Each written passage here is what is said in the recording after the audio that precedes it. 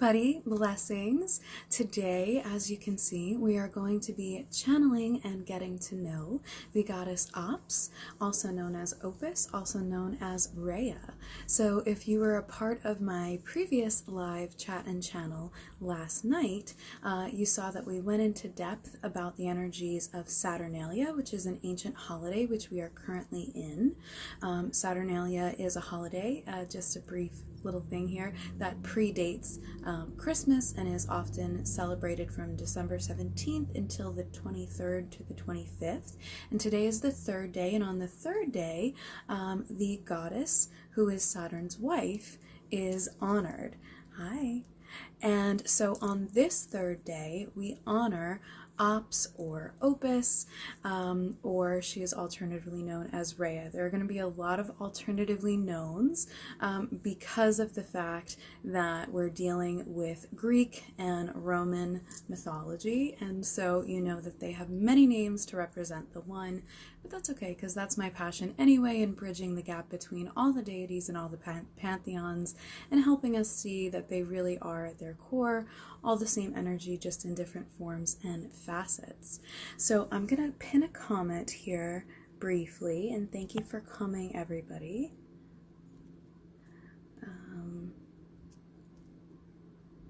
Let's see. So we're going to be doing the channeling first, and then if you have questions throughout about the goddess herself, you can ask. And then afterwards, I'll probably end this portion of the live and then hop back in to do other mini readings for you in continued celebration. But if you have questions in particular for Ops, Opus, Rhea, you can ask those throughout. And I do have some notes that I took here as well, because she is a very hefty energy, and she is not one that I have worked with extensively. Hi, Jim. Nice to see you. We're channeling some goddess energy today, so I know you got some of that. But so today I'll show you a picture. This is Ops, I know the writing is backwards, or Opus. She is actually more commonly known by the name Rhea, but because we are in Saturnalia, and because this third day is known as Opalia in some tradition, we're going to probably be referring to her as Ops for most of this. She is the Titaness queen, queen of Olympus, that was married to Saturn or Kronos. Yes, so much goddess energy. And so in Latin, actually, Ops or Opus would translate to plenty. She is a goddess of the harvest. She is a goddess of abundance. She is a mother goddess. She can be known as Magna Mother because she was one of the first great mothers or universal mothers, and she was regarded so much as mother of the gods. She is the daughter of Uranus and Gaia, and actually there is a little bit of a family karma history that goes because her father, Uranus, was overthrown by Saturn or Kronos, and Uranus had locked up his children, including Rhea or Opus, in what's called Tartarus. So that was an abyss. It was sort of a precursor to hell. It was a dark prison-like place, and Saturn or Kronos is the one who rescued Ops or Rhea from that location, and in doing so overthrew Uranus as the father, and so the time of Uranus came to an end as universal ruler, and then we entered the age where Saturn or Kronos was the ruler and Ops or Rhea was his queen. And then we know that after that, what happened is Saturn and Ops or Rhea went on to have several children, one of which being Zeus or Jupiter, who then perpetuated the cycle and overthrew Saturn, and then we came into the age of Zeus or Jupiter. But Interestingly, Ops or Rhea was actually one who was always willing to go against the grain and stand up for the people she loved and believed in. We wouldn't have had that time with Zeus and Jupiter come into the universal consciousness and rulership if she was not willing to stand up to her husband. And she was actually, these gods and goddesses, they didn't kill each other to overthrow one another. Uranus and Gaia did survive. They were just taken out of the lead and rulership. So they still acted as parents, and they actually warned Ops or Rhea about the fact that Saturn, who was very nervous because he knew the prophecy that his children were meant to overthrow him the way he overthrew Uranus, and Uranus and Gaia warned Rhea when she was pregnant with Zeus and Jupiter about this prophecy, and helped her to escape to an island to have Zeus and keep him safe, raise him among nymphs, keep him safe. And that, even though he was the last born, he was actually able to save his siblings who were already swallowed by Saturn or Kronos to prevent their ability to overthrow him. So the other children, his siblings that he saved, were Hestia or Vesta, and then Neptune and Pluto as well. So that's where we have the three brothers. Pluto alternatively is known as Hades, and Neptune alternatively is known as Poseidon. And I believe this is one of the locations where we get the nickname, if you will, for Ops being the bringer of help. Because although she was not the one who freed her children and helped the world that was currently suffering under the leadership of Saturn by allowing Zeus or Jupiter to come into power, she was the key force. By going against her husband, she actually tricked her husband because she knew that he was swallowing their children. She planted a stone for him to swallow instead, and she risked her life in doing so, in going against him and sneaking off to an island to have Zeus. And she knew that this was important not only for herself and her level of motherhood and her child, but for the world, because Zeus and Jupiter were the next golden age, and they were the divine child, much the same way Isis or Aset has Horus. This is also why we have some depiction of Ops or Rhea that is very similar with the mother nursing the child to the depictions of Isis and Horus, or the depictions of Mother Mary and Christ. But she wanted me to reiterate that that's actually a false depiction, because while that was her people loving her and honoring her as the great mother, she did not actually get the chance to really spend time with her children in that capacity and nurse them, which is why she steps forward as such a mother to her earth children. She is an earth goddess, a mother goddess, and even though she didn't get to really mother her children, because by the time they escaped Saturn or Kronos, they were actually grown, and even though Zeus was able to escape that fate in order to save his siblings, he actually had to grow up in a different location, being raised by nymphs and being nursed with milks and ambrosia, not actually from mother's milk from her. So she stands a lot with grieving mothers and with anyone who is fighting to become a mother, because she didn't actually get that period of mothering her child or mothering her children. So she can do this obviously with physical mother and child relationships, but she can also do this with anyone who is a nurturer and is mothering something. So if you are mothering animals, or if you're mothering and nurturing groups of people, say as a mentor or as a teacher, as a counselor perhaps, or if you're mothering and nurturing ideas and ideals that will benefit the world, she will definitely stand with you in that. There's also some tradition that states in the few stories that we have of her, where she was definitely a helper of mothers in more capacity. She, for example, was the goddess that comforted her daughter Ceres, or Demeter, when her daughter, Persephone, was kidnapped or escaped, depends on the tradition you're listening to, and went to the underworld with Hades or Pluto. And Demeter, or Ceres as she's alternatively known, was mourning the loss and the separation and the missingness of her child.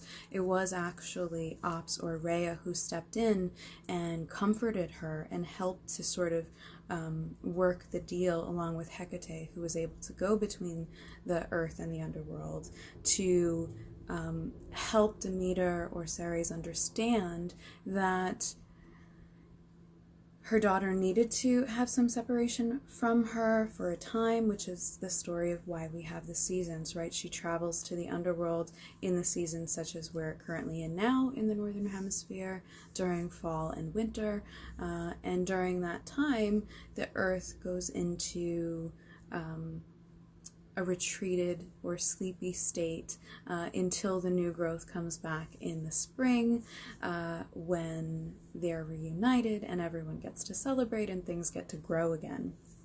So that was a lovely example where she was able to be there for her daughter and her granddaughter, and she was able to be there for another mother who was mourning the loss of separation from their child. Yet another example we have is that at a later time, when she was not queen anymore because Zeus had already overthrown her and Saturn,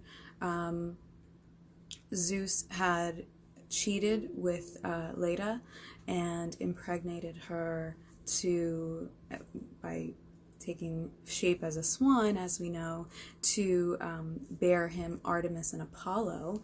And Zeus was married to Juno at the time, and Juno did not want those children to be born.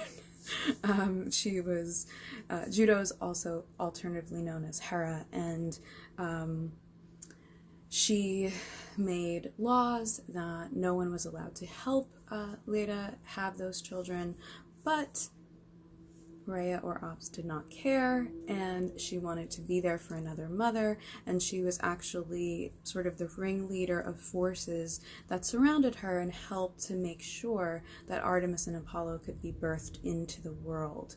So she made that very clear in coming to me, and I know that I have a friend who will probably be listening and relating to this, that she wanted to be known as someone who helps and stands with mothers. She, of course, obviously is also a goddess of fertility, of that abundant harvest. Her name can sometimes signify ease and flow, which can coordinate with menstruation as well, which is an interesting take for a mother goddess, because often a lot of pantheons will want to depict their mother goddesses as virginal and pure, and there is some evidence that in later times they tried to depict her as more virginal, because she became known as the inspiration for the constellation of Virgo, which is the virgin constellation. And in that depiction and constellation, she's holding a lot of her attributes. So she can be holding the cornucopia, or the corn or the wheat spray of the abundant harvest. Also, since Leo and Virgo are so intertwined at some points in the astrological chart, it makes sense, and it is another link to her, because she is often depicted with the lions, which is why I'm wearing my Lyran in the Sky with Diamonds over here, and Lucky Lyran's collection here. I mean, that's always there. I'm a lion person, so I was happy that she is a lion goddess. But that was important to her ancient peoples to stay connected with her. Astrology was even more important in ancient times than it is now, because people were really connected with the stars. They were able to see them. It was their guiding light. It was, in essence, a religion. And of course, most of the constellations and information that we have about astrology stems from the Greek. So even though we use her Roman name a lot of Ops, it's all interconnected, and people don't realize when they're celebrating and honoring these things, and honoring being a Virgo, or honoring Virgo constellation, or the goddess of abundance. There are so many of these ancient links, and especially now as I'm recording this, it is 2021, and on this day, where it is the third day in which we celebrate her, we have also started Venus retrograde, and Venus retrograde in Capricorn. So even though you may be watching this replay in later years, it's significant of why she wanted to come through in this way now, because Capricorn is ruled by Saturn. And I felt them work together so closely, her and Venus. Of course, they both have very strong individualized energies, but they were kind of popping in and out all day in a different way, because there is so much power and emphasis coming through to the Divine Feminine right now. And we're in this holiday of Saturnalia that was celebrated to sometimes free slaves, but in all cases to release restrictions on slaves, release rules on slaves, give to slaves. And so we're in a time where there's even another Matrix movie coming out this week. We're in a time where we are freeing ourselves more than ever. We're freeing our minds. Our culture is having it become popular again to have downloads, to be in ascension, to be awakening, to take responsibility for your energy. And we don't always all have the opportunity to do that, depending on our health, our life circumstance, our current knowledge level. But she is a goddess of opportunity. Ops, is a version of why we use the word opportunity. She loves, it's her passion to grant opportunity to her children. And although there was some fight between, let's say, factions in ancient Greece and in ancient Rome and all of that starseed agenda and all of that stuff, she was the one. And some previous experience I had with her was last year when we were having the Saturn and Jupiter transits. She was the one, and is the one, that is willing to always step outside of those barriers, of those borders, of particular factions, of particular rulerships, and just be so much in her queenship, in herself. No matter who is currently in rule, she was always in her divinity and in her royalty to do what she felt was best. Whether it was her father, her husband, or her son on the throne, she was always able to act as the queen that she was. And so she really wanted to share that message, because we're in a time where world leaders are shifting, world ideas are shifting. We're trying to get the world better from sicknesses and from restrictions and confusion of what to do to get better. And she can help us look inside and trust that inner divinity and act in that sense, no matter who or what appears to be in power. She is one that can help remind us that we always have access to the power. We just have to choose to act on it. So that was something that was really, really important to her. She also wanted me to let you know that if you feel comfortable, there are a multitude of ways that you can connect with and honor her. You can, of course, look up her imagery. You can look up images of Virgo constellation. She's also represented as the second largest of the 83 moons of Saturn. So that bears the name Rhea. The largest one bears the name of Titan. And so you can look up images of that. You can also connect with her signs and symbols, which is something I'm passionate about, a session that I actually do as well. The lion, of course, is one of her biggest symbols, but she also works with the cornucopia as a measure of her being a goddess of abundance. She'll work with corn a lot, or you can alternatively see her working with other grains if corn was not common to the area.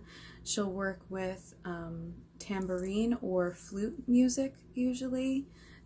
If you're looking to connect with her with a crystal, green moss agate was something that she vibed and connected with, because she also does resonate with the color green and the color brown. Those being earth colors were very important to her to connect with, and it kind of also links into Saturn ruling earth signs, Capricorn being an earth sign. So in that vein, you can also use soil to connect with her. You can ground yourself, and your energy is very important.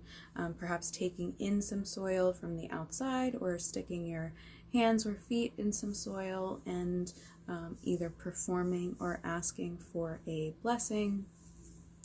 Let's see what else. Oh, scepters actually as well. So you can see in this imagery here, she has her scepter, and she was mentioning to me that is another sign where she always had a measure of rulership, no matter who was on that universal throne.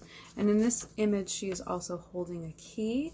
A lot of witches and spiritually inclined people like to work with keys or hold keys or carry metal keys around them, because it is said in a lot of the tradition and alchemical tradition that if you carry a key, doors will unlock more easily for you. And since she is a goddess of opportunity, you may also wish to bless a key in her honor and imbue it with her energy and carry that with you, or keep it in a sacred space. Now, if you're looking to make offerings, she also loves to work with seeds and bread. So those are two food items that you can use to work with her. Seeds are good ones to perhaps put into a spell jar or a sachet, along with other trinkets that you would like to put in her honor. You can put other herbs, but she wasn't resonating as a lot of herbs to me. So if you were to put other herbs in one of those things, I would recommend that they were ones that more worked towards what you were currently working towards, with the point and intention of that spell jar or sachet. If you are looking to burn incense, she did show me that myrrh is an incense that she is most comfortable with. So another one kind of honoring her divinity. Oh, right. She also wanted me to mention that because she helped make sure that her son would be free, that Zeus would be free from Saturn until he was old enough to handle himself and free his siblings, she took great care to make sure that he would have a good life until that point where he had to come into his destiny and overthrow his father. So if there are mothers who have given up children for adoption, or if there are people that are adoptees, she would be very pleased to work with you as well, because that is in essence kind of what she did with him. And she said in this way, and giving him this level of freedom until he took that approach with destiny, she'll also be very pleased to work with people who want to stop carrying the burden of sins of the father. So to me, that would mean that she'll be willing to work with people who want to clear ancestral karma, ancestral trauma, and break ancestral patterns. Because, of course, we didn't have that pattern again after Zeus or Jupiter the way that we had 2 fathers previous. So if there's anyone that's breaking a serious family pattern or family karma, and you can just see how generation after generation things have perpetuated, and you're looking for a divine feminine or goddess to work with in clearing that, she would be excellent to work with in that capacity. In that, she also wanted me to mention that, so in some of the Roman tradition, there was a cult of Opus instituted by Titus Titanus, who was a Sabine king of Rome. And she showed me that the Sabine Italian at the time women were often stolen from their homeland and brought into Rome by people in this king's court, to sort of add to the bloodlines, add to the purity, add to the fertility. And though it was something done in her honor, she did not appreciate that the way that people thought she would. And so she also wanted to step in to say that it was a big part of her influence that slaves were freed or gifted items or helped or healed during Saturnalia, especially during this day of Saturnalia, in reference to her. And so she has worked already with those souls that were stolen from their homeland and put into servitude or slavery. But if there are people that are reincarnated that still have that past life stain or issue, not even necessarily from this part of the world, but from or for any stain or trauma of slavery or servitude, she is very willing to work with you in helping heal that level of trauma and sadness and imprisonment and restriction. And if it's not something that's in your own past life, if it's something that is in your family bloodline, because as we know, when we're in ascension, we heal both. We heal our own soul's journey, and then we heal the journey of this body that we've taken on and of the family line and bloodline that we've taken on. So if it's something that's just in your bloodline, even if your soul didn't participate in that, it's something that she can help you heal and work through as well. Let's see. I think, right. So she is actually associated with some of the world's oldest, what's called Sibylla, or prophetesses, which is probably not the word, but she was associated with them most likely because of the Anatolian goddess Cybele, who is depicted in almost the exact same fashion. So as we know, when goddesses come from the same area of the world and have very similar attributes, things like statuary or paintings can be very hard to differentiate. So if you look up the goddess Cybele, her imagery will be very similar or the same or interchangeable with either Ops or Rhea. So she is often depicted on or with the lion and holding the cornucopia, and they're very closely related and intertwined.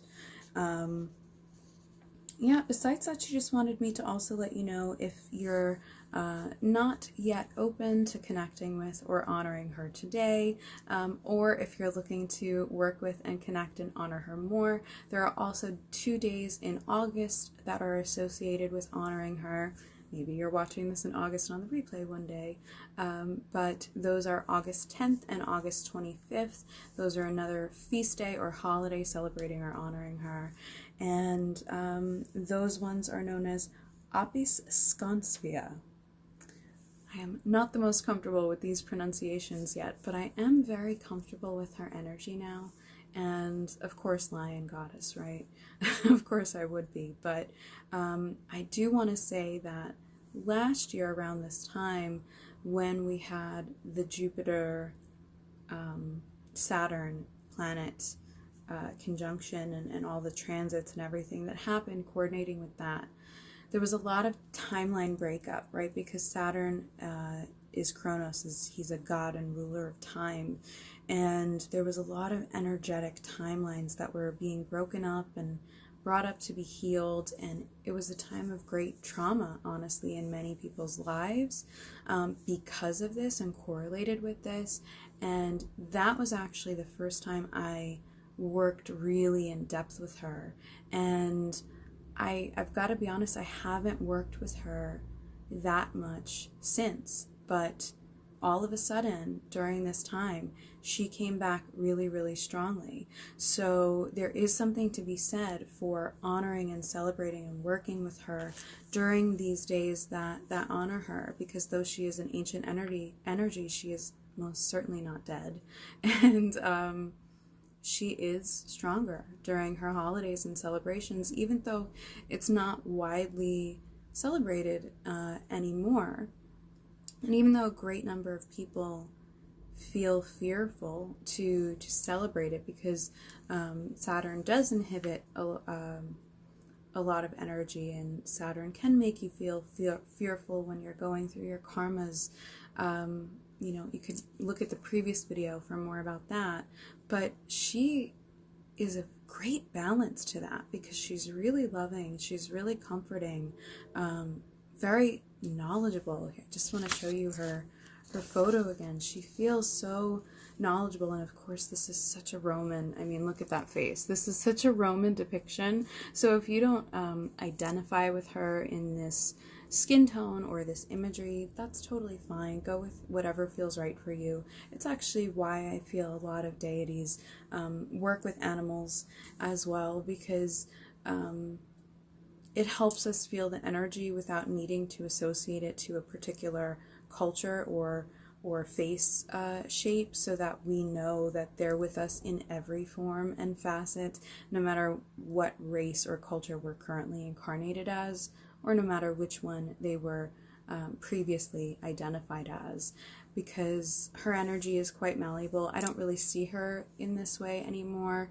She can sort of project in that queen state, in that physical state, but I'm seeing her more as light and energy, and with a great deal of grounding colors in her aura and in the way that she's sharing it. I'm also feeling she's trying to share a word with me. It's probably a Latin word, which I am not. My Latin is not the best. I kind of know only a few words. But there's okay, so she's translating it for me. She tried. I appreciate it. But in English, it would be kinship.